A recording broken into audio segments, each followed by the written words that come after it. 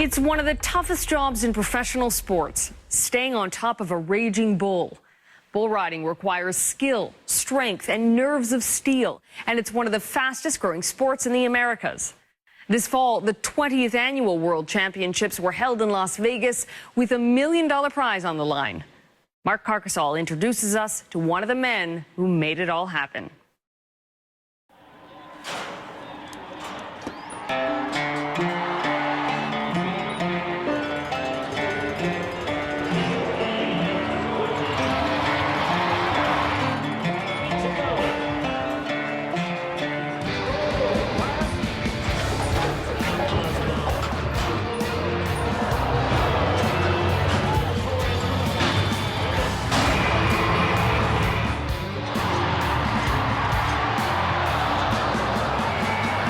8 seconds. Stay on, and you win more than $1 million. Fall off, and you get nothing. It is the high-stakes world of the professional bull riders, where time has never seemed so slow. The best. And it is hard to even argue the point of how great that bull is. That's right, that's greatness, no doubt about it.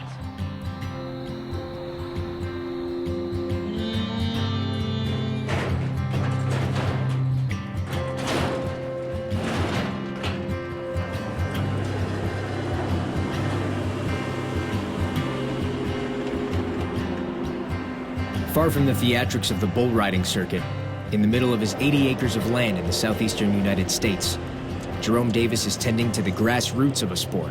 You been down through there lately, all the way across? Yeah, I'm through there lately. That other little red gunslinger son, boy, he is stocky and stout. He's won almost every major title in the sport. And here, at his backcountry ranch in Archdale, North Carolina, he's breeding the next champion. You know, that's what we strive for, is to have some of the best bulls in the world. And I think they took a little over 100 bulls to the World Finals. Bull riding, as we know it today, wouldn't exist if it weren't for Jerome. The professional league was born one day in 1992, when Jerome and the top competitors in the sport crammed into a motel room in Scottsdale, Arizona, and hatched a plan. There was 20 of us that just come together that day and decided that, you know, bull riding could be a standalone sport. And it started, we all pitched in $1,000, and, you know, at the time I didn't have 1,000, I had 500, and I told him I thought I could come up with the other 500, and I did. A new league was created, but it didn't even make a headline. People said we were crazy, but, you know, today it don't look so bad. I don't know if very many people would invest $1,000 and turn it into a few million.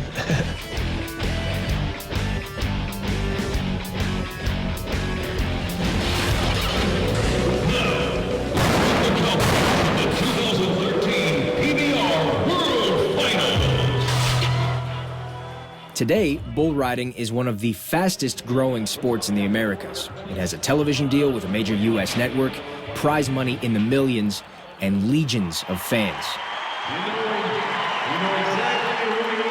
When we first started the PBR, it seemed that our fan base was more cowboys, people, ranchers, farmers, that type of people would be at our events. Today, I see more mainstream type audiences. No surprise then that at the 20th annual Bull Riding World Finals in Las Vegas, the arena is packed.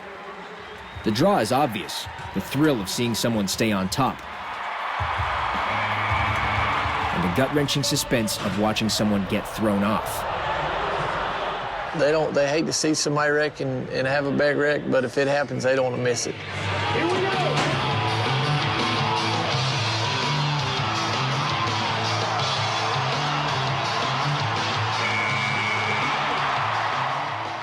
The crowd certainly doesn't want to miss the conclusion of a year-long rivalry between two-time defending champion Silvano Alves from Brazil. Silvano Alves, blow for blow, the biggest battle in the history of the PBR, and that man will never give up. And homegrown favorite, American J.B. Mooney.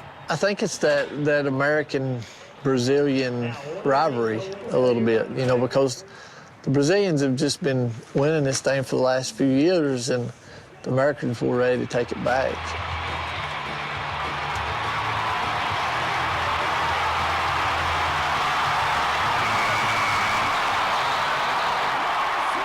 But there's an outside contender too, a Canadian, Ty Pozzobon, a relative newcomer from Merritt, BC. My chances for winning the World Finals right now is looking really good. Like, I have a really good bull tonight, and I'm sitting, I think, 6 overall for the whole event. So if I do my job, there's probably a pretty good chance that I'll be the World Finals champion. This year, the competition is fierce. And Jerome is taking it all in. He knows that when you get on a 1-ton behemoth, there are big consequences if something goes wrong.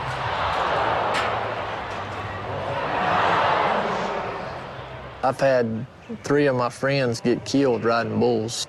Jerome came close to death himself. It was in the arena, one day in March 1998. Everything was going wrong. It's like, you're not supposed to be here this day. He was competing in Fort Worth, Texas. He was riding Knock 'em Out John, a bull he had been on before.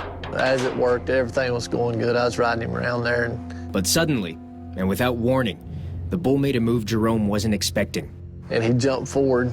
And when he did, he got me at the end of my arm and hit me in my temple and knocked me out. Jerome lay in the arena, unable to move. It would be the last ride of his life. And I can remember the doctor coming back in there and saying, hey, you're never going to walk again.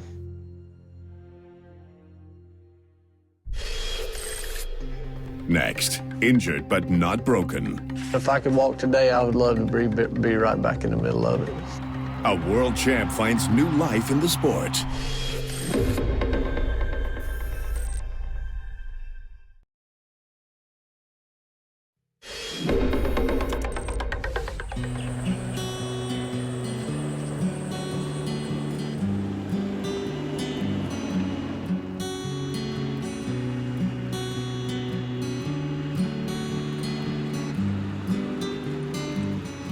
He was 25 years old.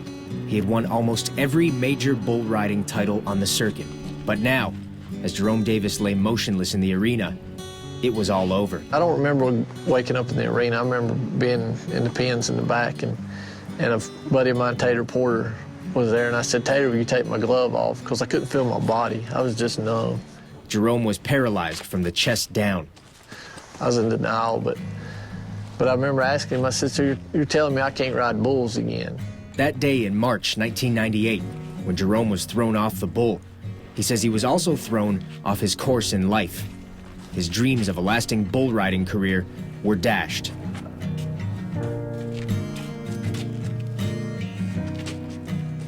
But Jerome refused to give up the sport he helped build.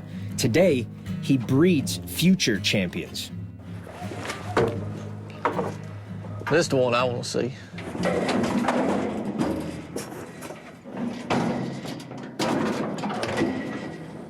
He just shows a lot of potential when he was younger. He was just so green and wild, you know.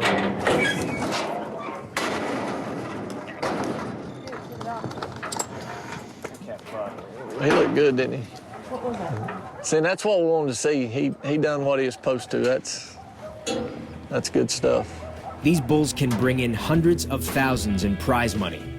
Placing a weighted dummy on their back, Jerome carefully gauges the speed, kicks, and spins of his young calves to see if they'll be contenders. Bulls, I mean, you can't make them buck. I mean, they either got it in them or they don't. I mean, it's kind of like a racehorse. You can't make a horse run fast. He's either got it bred in him or he don't. And same deal with these bulls. I mean, they either got it or they don't.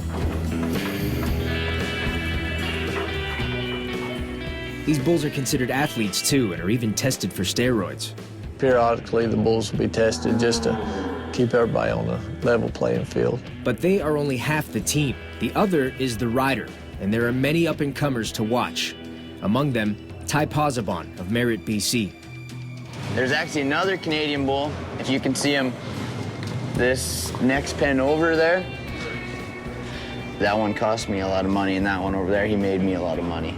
Ty has already won the Canadian finals. Now at the 20th Annual World Finals in Las Vegas, he's looking for another title. You're kind of looking at the walk from the dressing room down to the arena floor right here. As you can see on the wall here, there's every year's world champion. It's kind of cool. Hope to have my face up here one day.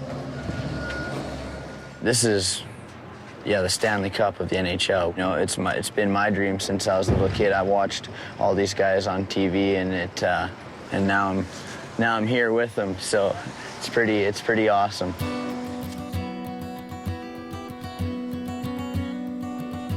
With the competition just minutes away, backstage, Ty readies himself for his moment. So I always take a wire brush some of it off. I'll take my rope as well.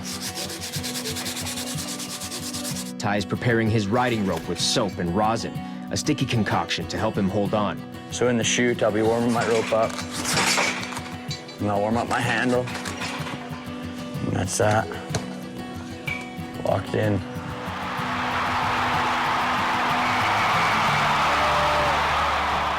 This competition is a tight race between the American favorite J.B. Mooney and this guy, Silvano Alves from Brazil, the winner of back-to-back world championships.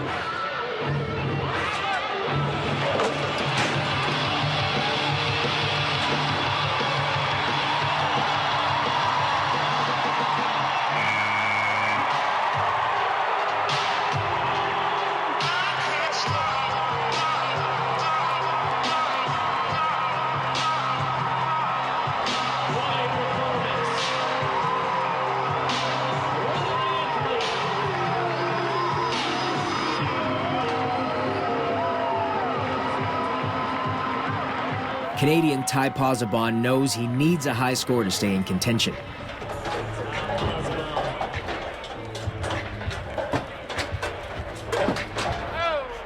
But his bull is not cooperating. Jerome has been there. No matter what, when you're getting on, you need to take control of the situation, no matter what he's doing in the buck and shoot. And that's what them guys are thinking. They're not getting on going, oh no, I'm scared. They're getting on thinking, I'm getting ready to eat you up. It's the moment of truth. The gate opens. For 4 seconds, Ty holds on, but a hard kick catches Ty off guard, and he's thrown off. You know, he's at the PBR World Finals. There's a lot going on, you know, and he's just right out of the box. He never did get with him, you know, and them bulls that get you rocking like that, you really got to stay down. Ty finishes a disappointing 15th place. I think as he matures and gets a little older, settles in, this kid here we'll see do some great things. He's got a lot of talent, and Canada's got a good one on their team right now.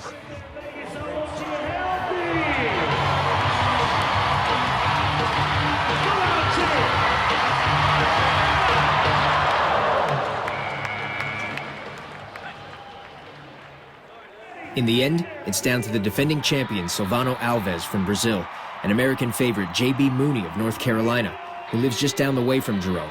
J.B. don't live but about an hour down the road here from me, and you know, it's one thing, we need an American to win. The Brazilians have been kicking our butt for the last 3 or 4 years. It'll take a stellar ride by J.B. to unseat the Brazilian champ.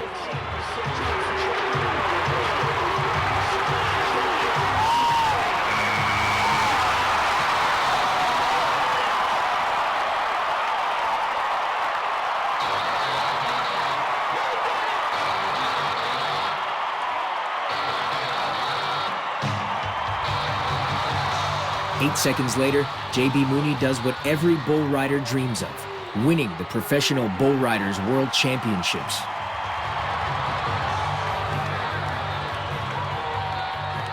For Jerome, there is still joy in watching the sport he's dedicated his life to.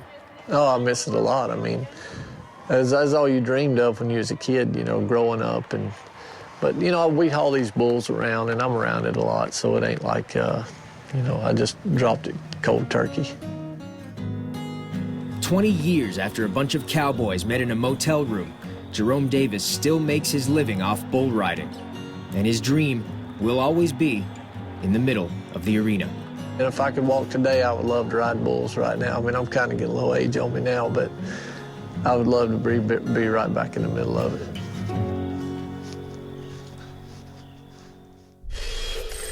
Stay with us. We'll be right back.